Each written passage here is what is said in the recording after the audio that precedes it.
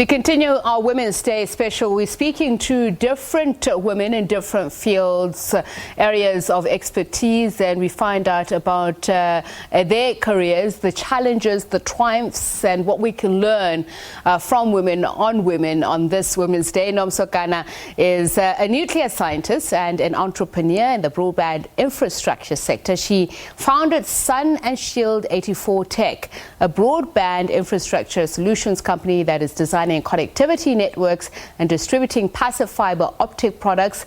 She drives UN Women Southern Africa endorsed programs that empower women and the girl child in the SADC region, retaining them in STEM and giving them future skills, training and exposure to STEM, which is science, technology, engineering, entrepreneurship and mathematics industries. She also sits on President Cyril Ramaphosa's advisory committee on 4IR. She joins us now.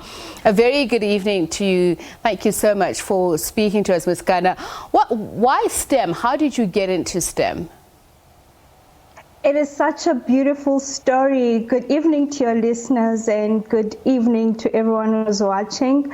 I started being fascinated in science when the first production of Star Wars was broadcasted.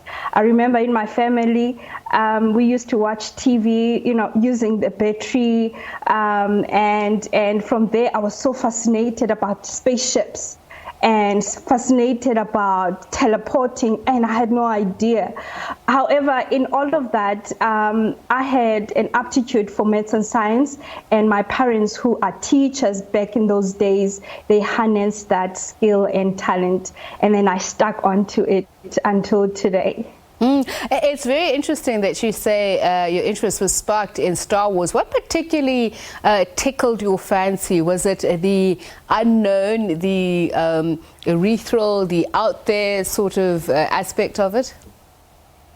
Well, it was the unknown, the unknown universe, the planets, the aliens, and the spaceship, the quantum jump, moving in light years.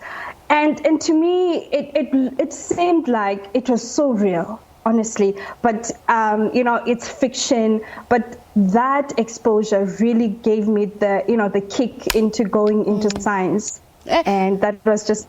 And for those great. who don't understand the concept of STEM, science, technology, entrepreneurship, engineering and mathematics. I mean, it's a new term for people who obviously haven't been exposed to it. So just take us through it. Look, the SADC, the Southern African region, it composes of 1.3, the whole of Africa basically is really one third of the population is found in the SADC, and the SADC is the most rural, and it is classified as 63% rural. And within those, you find most of the population that stay in there are women, because naturally men would go into the sector, they would go into the big cities to find work. And in that, in my work and in my fascination of getting more girls into science was the fact that we need women, we need girls in the table so that they can bring solutions that can really nourish our communities. And those solutions are found in sciences, because to develop rural areas, you need scientific minds to do that, and business minds, obviously, so that there is employment and there is an economic activity in that.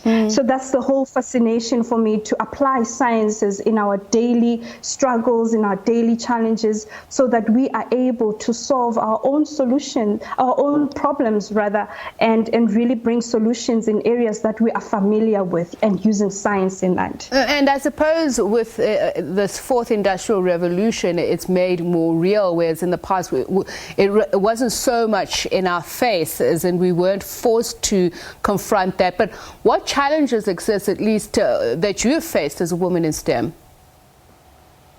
Sure, it's a plethora of challenges for African women that they face in STEM. They have to break barriers of obviously the color of your skin and competencies, as well as just your social class. So women in STEM currently, they are really facing up those challenges and using a lot of their networks, and they are learning and unlearning a lot of things. And if I can tell you right now, in South Africa, we have, in the ICT sector, we have about 236,000 roles, and 23% of that, it's women. So there's a lot of work that needs to go on the ground in getting women, because we know that the technology sector is growing and evolving. And as it is doing that, it requires more hands, and it requires more creativity and innovation. And who best to do that other than women to actually play that role and ensure that they get more people in, because you know that the more you give investment to a woman, they build their communities, and they ensure that the room is expands and ensures that there are more women inside. As our Miss Universe says, that we need to go in and cement ourselves. We need to go in and cement ourselves and cement others into that ICT sector, STEM sector. So what can you tell us? Okay, so the advice that you give not only budding women in STEM, but also the young girl children in rural areas that you mentor through your project, is it Taungana Africa? What do you say to them about what role STEM can play in the challenges we face, especially in 4IR? Right. So if I can just take it a bit into the foundations of 4IR. 4IR is here and is in motion, and it unifies the physical, the digital, the biological. So it's quite important for women, especially the girl child coming from underserved areas, to play a role in this, to have aptitude in maths and science and the languages, as well as the arts side. And in that, it ensures that they actually invest in their future, because the 4IR technologies such as AI, IoT, robotics, blockchain, they require an ecosystem for them to thrive. And that ecosystem consists of connectivity, skills development, regulatory frameworks, and we all have to play a role.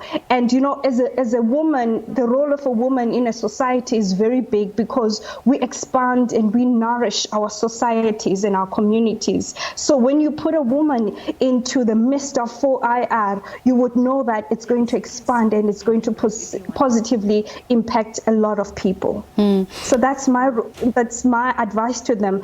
Get involved, learn a lot, and ensure that you get all the required skills you need in order for you to really play an impactful role. So just a final question, Ms. Kana, you sit on the President's Advisory Committee for IR. What are you saying to him on how to leverage the things that you're talking about, where to invest, and which sectors are most in need?